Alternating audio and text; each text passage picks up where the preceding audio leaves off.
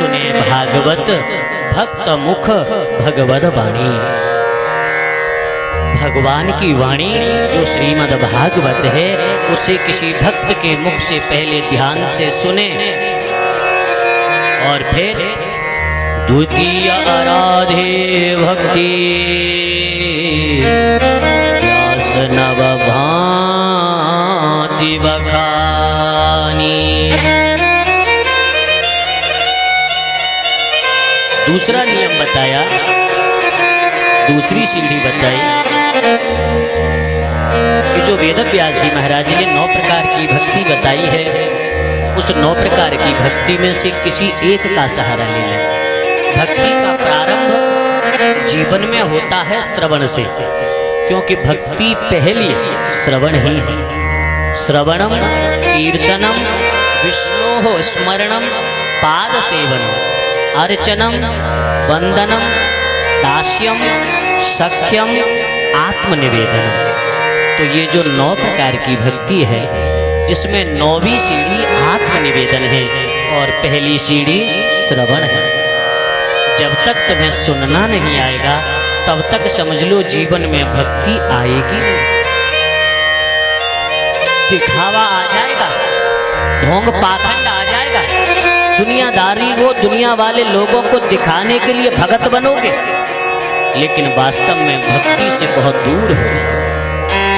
इसलिए सच्चाई का जीवन जीना प्रारंभ कीजिए, परमात्मा सत्य से ही मिलते हैं। बंधुओं, तो भक्ति का प्रारंभ कहाँ से है? श्रवण से। और जिन्हें कथा सुनना नहीं आया, श्रवण में जिनकी श्रद्धा नहीं हुई, उन्हें बहुत विलंब लगेगा भी। मेरी माताओं तो कह रहे हैं कि तृतीय करे गुरु समझे दक्ष सर्वज्ञ रसीलो।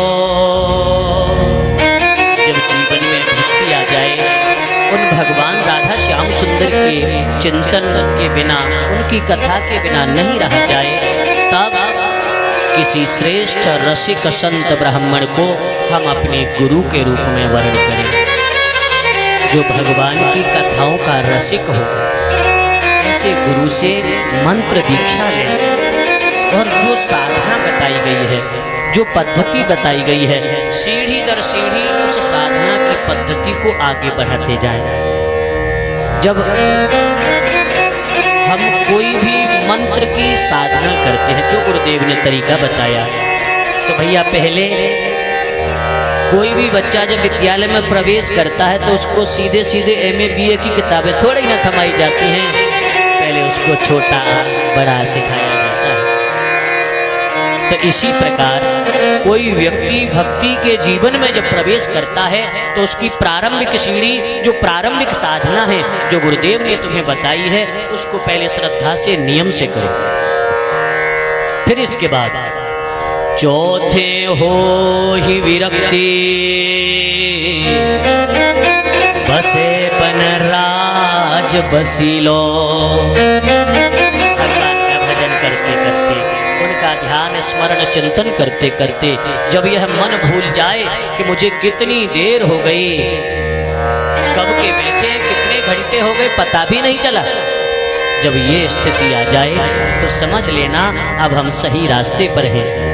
भगवान की कथा में बैठ कर के बार बार मनीराम भाग रहा है, बार बार घड़ी देख रहे हैं, बार बार सोच रहे हैं कब 9 बजे और कब हम भागे, तो समझ लो गड़बड़ है, बिल्कुल गड़बड़ है, कोई मतलब नहीं है ऐसी चीज का।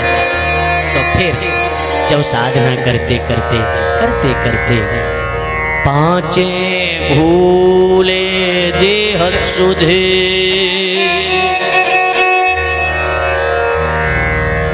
जब साधना करते हुए देह की सुध भूल जाए, याद भूल जाए, तो तब छठी भावना रास की।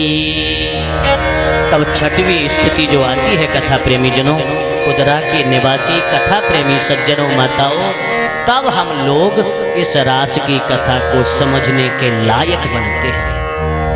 तब हमारी स्थिति इसमें प्रवेश की होती है।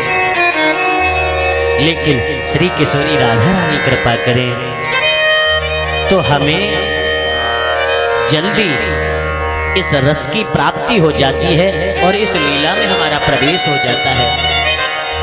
आइए सदगुरुदेव भगवान के श्री चरणारविंदों का आश्रय लेकर परम दयामयी कृपामयी करुणामयी माता श्री किशोरी राधा रानी के श्री चरणों में बारंबार अनंत अनंत अनंत कोटिशः प्रणाम करते हुए इस दिव्य रस में प्रवेश करने की अनुमति चाहते हैं।